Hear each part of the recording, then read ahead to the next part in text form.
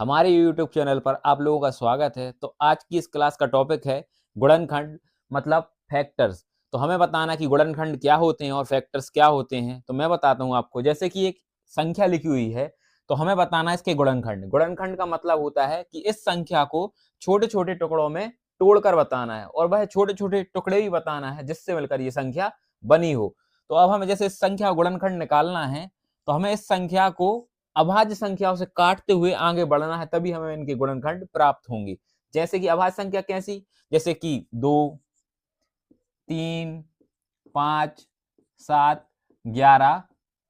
अभाज्य गुणन गुणन अभाज्य संख्या मतलब अभाज्य संख्या वो होती है जो खुद से कटे या फिर एक से कटे। समझ रहे हो ना। अभाज्य संख्या वो होती है जो खुद से कटे या फिर एक से कटे। तो हम सबसे पहले 24 का गुणनखंड निकालते हैं कि क्या होता है। देखिए चलिए, तो 2 से सबसे पहले इसको काटते हैं तो 2 एकम 2, 2 दूनी 4। फिर 2 से काटते 2 छींक 12, फिर आया 6, फिर काटते हैं 2 3 6 और अब 3 एकम 3। तो देखिए, तो 24 का हमारा गुणनखंड हुआ 2, 2 गुणा 2 गुणा 3।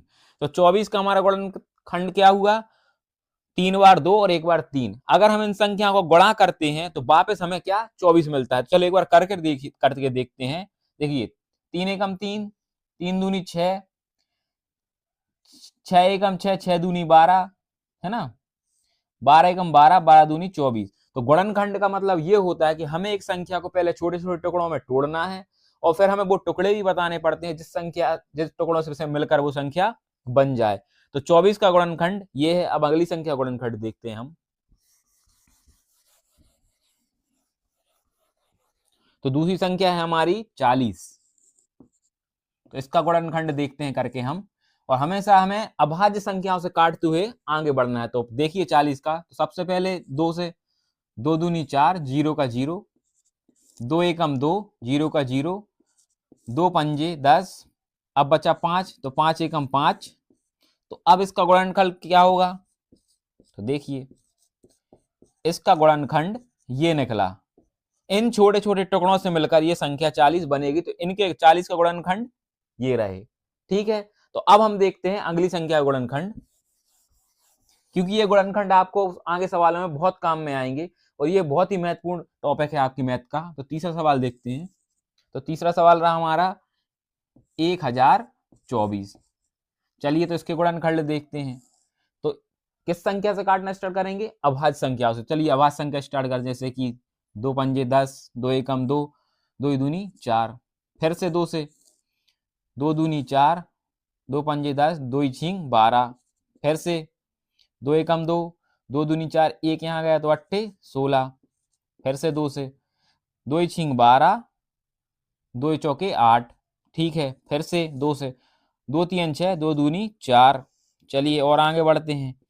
2 एकम 2, 2 छींक 12, 2 अट्ठे 16, 2 चौके 8, 2 दूनी 4, 2 एकम 2। तो अब इसके गुणनखंड कितने निकले हमारे, देखिए जैसे इसका गुणनखंड हुआ 1024 का 2 इंटू 2 इंटू 2, है ना।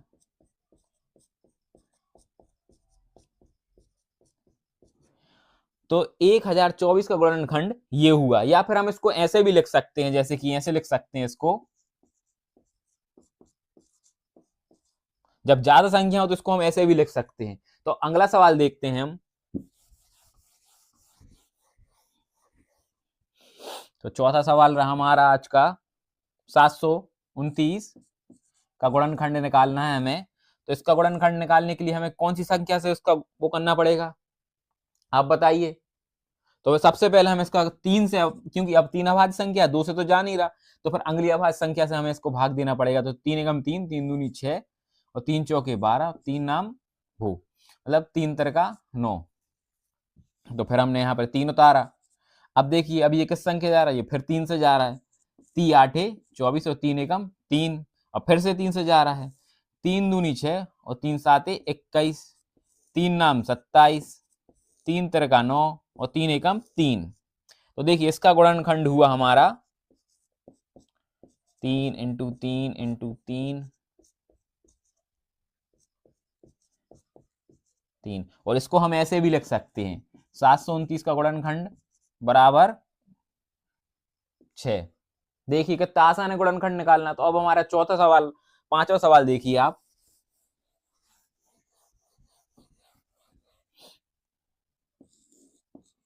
तो हमारा पांचवा सवाल है 256। अब इसका गुणनखंड निकाल कर देखते हैं हम। 2 एकम 2, 2 दूनी 4, 2 अट्ठे 16, है ना, 2 छिंग 12, 2 चौके 8। अब 2 तीन 6, 2 दूनी 4, 2 एकम 2, 2 छिंग 12, 2 अट्ठे 16, 2 चौको 8, 2 दूनी 4 और 2 एकम 2। तो 256 का गुणनखंड हमारा हुआ ये 1 2 3 4 5 6 7 8। तो हम इसको ऐसे भी लिख सकते हैं। तो कितना सरल हुआ ना। अब एक अगली संख्या मैं आपको बता रहा हूं, तो इसका आप करके देखना।